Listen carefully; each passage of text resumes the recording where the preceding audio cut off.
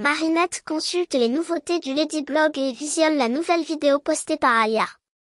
En train de suivre sa super-héroïne préférée, celle-ci pourchassait un hélicoptère en laissant tomber un manuel d'histoire par mégarde. Alia affirme que c'est un manuel de collégien, précisément pour les troisièmes car elle possédait le même. La vidéo se concluant par une hypothèse comme quoi elle serait étudiante, Marinette est désespérée puisqu'il y a son nom dessus. Tiki lui rappelle que ce qui est fait, et donc pour préserver son identité secrète, il faut reprendre le manuel. Puis, son Kwame tape sur l'ordinateur pour montrer une page d'une exposition du Louvre sur le pharaon Toutankhamon. Elle lui conseille de persuader Alia d'y aller avec le manuel d'histoire, en inventant une fausse excuse comme quoi elle saurait quelque chose sur Ladybug. Ayant réussi à la convaincre, Marinette et Alia descendent du bus en discutant à propos de Ladybug. La fan de la justicière masquée est très enthousiaste car le manuel d'histoire qu'elle a retrouvé est uniquement utilisé dans leur collège, et puisqu'il y a 43 filles dans les classes de 3e, il suffirait juste de voir qui parmi elles n'a pas son livre. Tentant en vain de s'exclure de la liste des suspects, sa meilleure amie souligne le fait qu'elle n'avait pas son manuel d'histoire aujourd'hui. Mais quasiment convaincue que son amie n'est pas Ladybug, elle rit en lui disant qu'elle sera définitivement innocente si elle ramène son livre. Arrivé dans la salle d'exposition égyptienne, un jeune homme qui court les percute et tombe par terre, lui faisant lâcher plusieurs feuilles et un pendentif qu'il récupère immédiatement, soulagé de voir qu'il n'a rien. Alia, irritée, lui dit aussi qu'elles vont bien, remerciant ironiquement ce dernier. S'excusant rapidement, il se présente et remarque qu'elles sont de la même classe qu'Alix, sa petite sœur. Il se nomme Jalil Kubdel. Alors que celui-ci se demande si elles sont intéressées par Akhenaton, il voit son père et se dépêche de le rejoindre. Alia jugeant Jalil comme étant bizarre, elle retourne à ses préoccupations et n'est pas très convaincue que cette exposition ait un réel rapport avec Ladybug. Tiki, sortant furtivement du sac de Marinette, pointe du doigt un rouleau de papyrus étalé sur un mur. Marinette essaie de trouver un rapport avec Ladybug avant Alia mais ne trouve rien de concret. Adrien consulte le Ladyblog sur ses 3 écrans et n'arrive pas à croire que Ladybug ait le même livre que lui, le rendant très enthousiaste, pensant même qu'elle pourrait être dans son collège. Plagg lui réplique que dans ce cas il l'aurait remarqué, et lui demande pourquoi s'intéresse-t-il aux filles puisqu'il y a du camembert.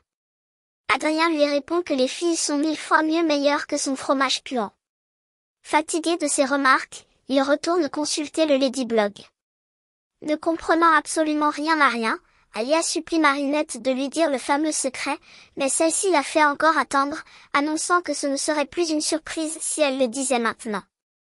Jalil, se rapprochant des 2 jeunes filles, les bouscule au passage, et explique à son père la représentation de la fresque, affirmant qu'il a réussi à déchiffrer tous les hiéroglyphes et que c'est très certainement une formule magique permettant de faire revenir à la vie les personnes mortes et qu'il désire donc entamer un rituel. Marinette remarque que cela lui fait penser à une personne qui a des idées complètement folles, Alia. Son père ne le croit absolument pas car la majorité des fresques comme celle-ci sont une représentation d'une légende. Jalil répond qu'il peut prouver sa théorie, et son père se demande bien comment. Le jeune homme lui dit qu'il doit prendre le sceptre magique d'Akhenaton et réciter la formule magique. Ceci est une idée complètement absurde selon son père, et c'est impossible qu'il laisse passer ça car c'est un objet d'une valeur inestimable et que ce n'est pas un jouet. Son fils le supplie en vain, son père ajoutant qu'il doit arrêter ses théories abracadabrantes et se concentrer sur le monde réel. Laissant Jalil abattu, le papillon est attiré par ses émotions négatives et lance un Akuma dans les cieux pour le corrompre. Marinette essaie en vain de chercher sur la fresque un rapport avec Ladybug. Alia, elle, s'ennuie et lorsqu'elle s'apprête à prendre le manuel de la super-héroïne, son amie l'arrête immédiatement en affirmant, bien que ça soit un mensonge, qu'elle va lui dire son secret maintenant. Pendant ce temps, Jalil se trouvant en dehors du musée, se fait akumatiser et devient le pharaon, un super vilain puisant sa puissance des dieux égyptiens. Marinette essayant de gagner du temps, le pharaon intervient dans la salle d'exposition du musée. Il puise sa puissance dans le dieu lunaire Thoth et crée des bulles qui emprisonnent toutes les personnes se trouvant dans la pièce en les faisant ensuite partir. Alia se cache pour prendre son téléphone en main et commencer une vidéo en direct sur le Ladyblog. Marinette se cachant dans un coin se transforme en Ladybug.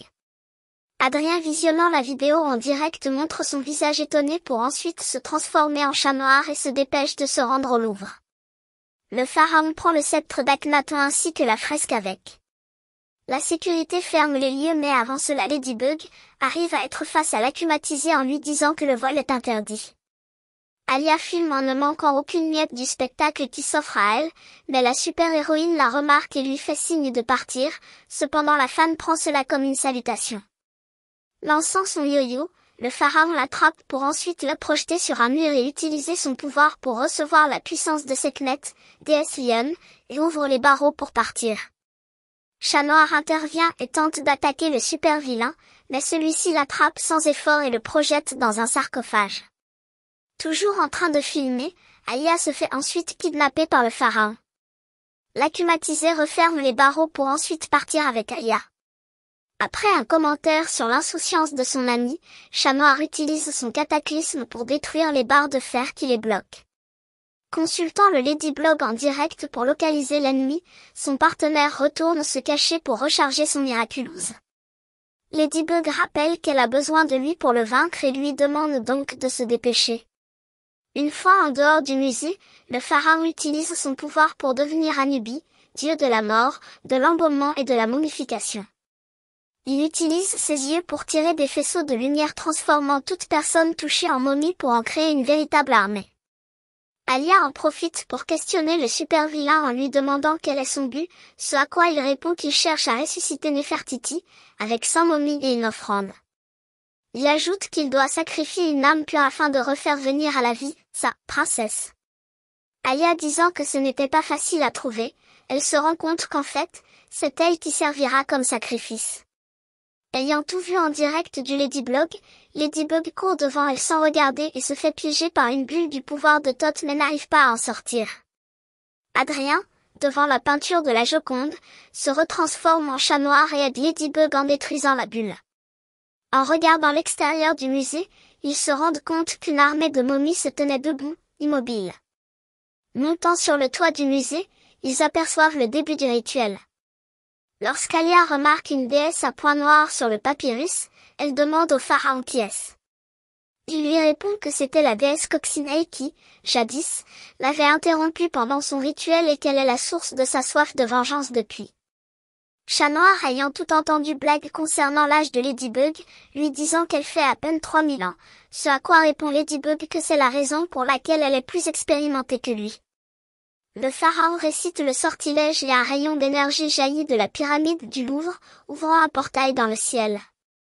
Les momies attrapent Alia et commencent à la porter vers la pyramide, mais Chat Noir les distrait tandis que Ladybug se balance avec son yo-yo et emmène Alia en sécurité sur un toit à proximité. Avec l'aide d'Alia, Ladybug se rend compte que l'Akuma doit être dans le collier. Cependant, le pharaon puise son pouvoir d'Horus, dieu protecteur du pharaon, et s'envole puis capture Alia à nouveau, la laissant tomber sur la poutre au sommet de la pyramide pour être transportée dans le portail. Les momies entourant Ladybug, elle s'échappe rapidement et aide également Chat Noir à éviter une voiture. Il regroupe l'armée dans un bus et son partenaire, à l'aide de son bâton, soulève le véhicule et le fait tomber au sol pour qu'il ne puisse plus les pourchasser. Le pharaon, voyant leur arrivée, se transforme en Anubi pour tenter, en vain, de les transformer en momies et il est capturé par le yo-yo de Ladybug. Pendant ce temps, Chat Noir grimpe et essaie de récupérer Alia. L'acclimatisé se transforme en Horus, cette fois pour voler en direction du cercle ténébreux. La super-héroïne fait tomber le pendentif du pharaon et lorsqu'elle se rapproche pour détruire l'objet, le super-vilain intervient et se transforme en Sekhmet pour cette fois repousser violemment ses ennemis. Alia proche de la mort, Ladybug utilise son Lucky Charm pour recevoir une panoplie de Ladybug. Ayant maintenant le plan qu'il lui fallait, elle crie au pharaon qu'Alia n'est pas une bonne offrande et la concernée est vexée de cette remarque. C'est là que Ladybug se porte volontaire pour être le sacrifice du rituel, ce que le pharaon accepte. Le pharaon laissant tomber Alia puis suite à la demande du papillon exigeant son Miraculous, Ladybug ruse pour prendre son pendentif et jette les fausses boucles d'oreilles de sa panoplie. Pris au piège, elle détruit le médaillon du pharaon et purifie l'Akuma. Comme d'habitude, elle utilise son Miraculous Ladybug pour réparer les dégâts causés. De retour à la normale, Alia remercie ses sauveurs et retourne à la salle d'exposition pour retrouver Marinette. Celle-ci affirme qu'elle a été transformée en momie et que c'était horrible. Alia rit, en espérant que ce n'était pas une des momies qui voulait la sacrifier. En reprenant son sac, elle s'aperçoit qu'elle n'a plus le livre de Ladybug, avec un plan sur Marinette ayant un grand sourire aux lèvres. Dans sa chambre, la nuit, elle demande à Titi qui étaient les autres Ladybug puisqu'elle n'a pas 5000 ans et son Kwame lui répond qu'il existe toujours des super-héros comme elle depuis la nuit des temps et qu'elle a veillé sur bon nombre de Ladybug. Marinette se rabaisse en disant qu'il y avait sûrement beaucoup mieux comme Ladybug mais Titi refuse d'entendre cela et lui dit que chaque super-héroïne de la coccinelle est différente et que Marinette a beaucoup de qualités.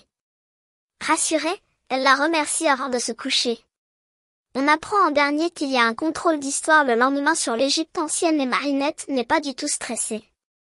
N'oublie pas de t'abonner avec le pouce bleu pour la suite de l'épisode.